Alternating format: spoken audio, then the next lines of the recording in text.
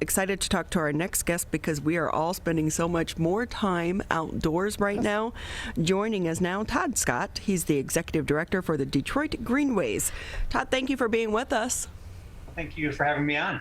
I can't wait for the day that it is sunny and warm and we can be on our bikes riding along the path that is behind you. Yes, well, that's coming soon. We hope so. I know it was like spring yesterday, right? Everyone was outside. It was great. For those not familiar with Detroit Greenways, give us a breakdown. Sure. So we're a nonprofit that is advocating for more trails and safer streets across the city of Detroit, so people can ride their bikes and walk all across the city of Detroit. We have really seen a huge increase over the past 5 years of so many people biking and riding there in the city of Detroit. Do you expect it's going to continue to expand?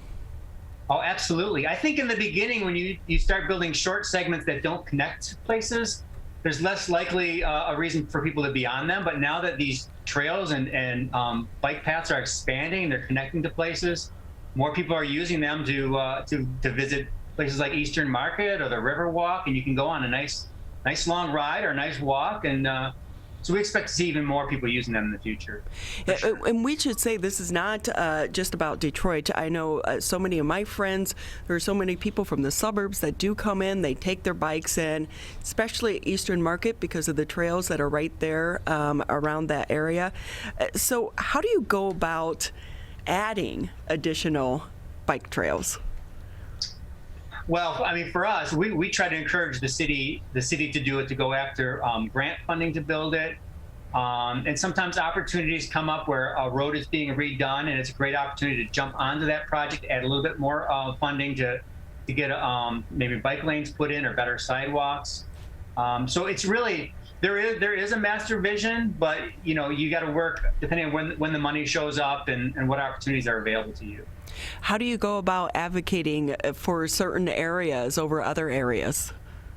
Well, our goal is citywide. So it really depends upon the opportunity. And there's a lot of opportunity in some of the neighborhoods with abandoned railroad corridors. And for example, the biggest project that's going to be under construction this year is the Joe Louis Greenway that's going to run on Detroit's southwest side. It's 8 miles of abandoned rail corridor that the city purchased, and that'll be converted into a rails to trails that'll eventually connect to the DeQuinter Cut and the Riverwalk. Because how important is it to be able to bring all of these trails together? Oh, it's absolutely critical. Yeah, and that's one of the reasons why the Greenways Coalition came about, because we had a bunch of small trails all around the city, and the funders wanted to know what the bigger picture was. How are you going to connect everything up into one cohesive network? And that was really our impetus to become a coalition at the very beginning. So when we say that we know that this past year, because of COVID-19, we had so many more people out enjoying the trails, what do you have a percentage way to measure the increase that you witnessed over this past year? Yeah, we do. We have 3 counters on the DeQuinter Cut, and they count bikes and pedestrians.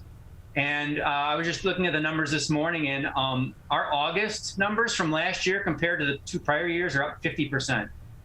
Wow. Yeah, so we saw 53,000 people last August on the trail. That's amazing. Yeah, pretty substantial. We also have some counters on Cass Avenue, running through from Midtown to downtown. We've seen a slight decrease in those because school hasn't been in session. People aren't going to a home office, but we've also seen decreases in walking and driving as well. So what is the overall long-term goal of this organization? Is it to not just connect these trails and railways in the city of Detroit, but is there a hope at one day being able to connect them to trails to link some of the suburbs as well? Oh, absolutely, yeah. So we are working with suburbs around the edges of the Detroit border to make sure those connections are made, whether that's through Dearborn or connecting up through Ferndale. We've worked with the city of Warren. But yeah, we want to connect in with all the other trails that are happening in Oakland County. And some of those connections are being made through what's called the Iron Bell Trail, which is a statewide trail planned from Belle Isle to Ironwood, Michigan in the UP.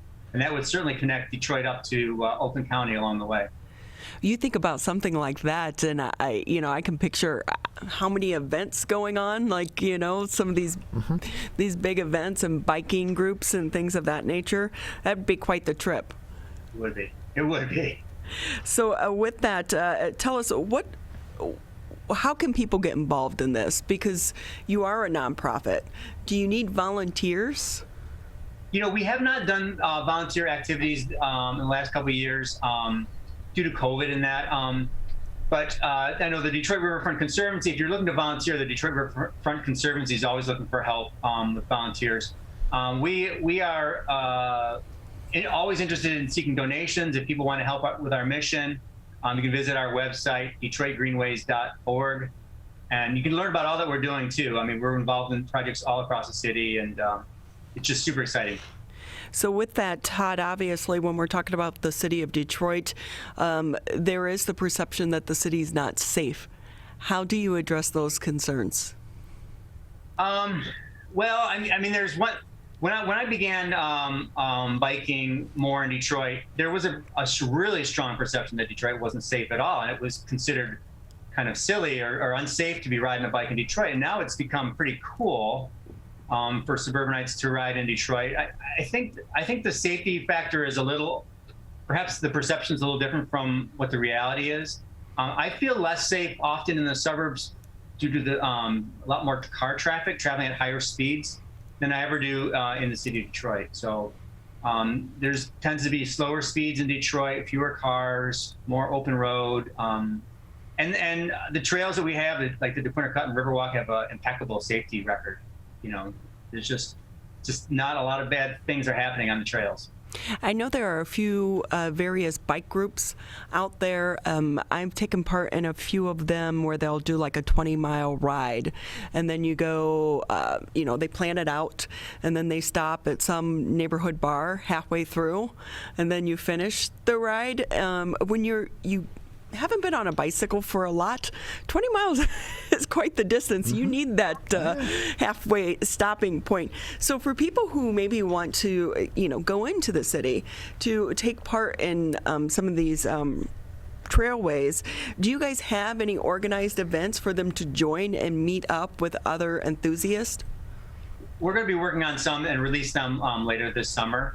In the meantime, you can go to the Wheelhouse Detroit Bike Shop on the Riverwalk, and they have organized tours that you can do. They have some virtual tours. There's also Tour Detroit does some virtual tours you can do, and those are a great way to get started. So you can ride with people and know where you're going, and see some amazing sights in Detroit. As you know, there's just so much great architecture and places to visit and everything. So it looks so much different when you walk it, or when you're on a bicycle as well, because you can take the time to actually stop and look at some of the things. If I'm a person who's coming down for the first time, I've been on the DeQuinter Cut quite a bit, but for people who maybe have not been there yet, what will they see? What can they expect?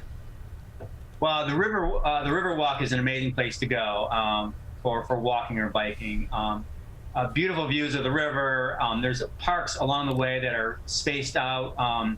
So there's nice destinations. Last week when we spent at Valad Park along the Riverwalk, and they had, cookouts and food and music, and it's just a great time. A lot of folks there hanging out, enjoying the changing weather. And then the DeQuinter Cut is a below-grade trail, former railroad. It's unlike most any other trail in the country. There's no cars at all. It's really calm and quiet and green, and there's stops along the way. You can even end up at the end at the Eastern Market. And one of the things I like about the DeQuinter Cut as well, amazing artwork along the way.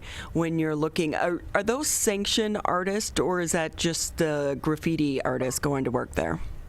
Well, initially, before it became a trail, it was unsanctioned.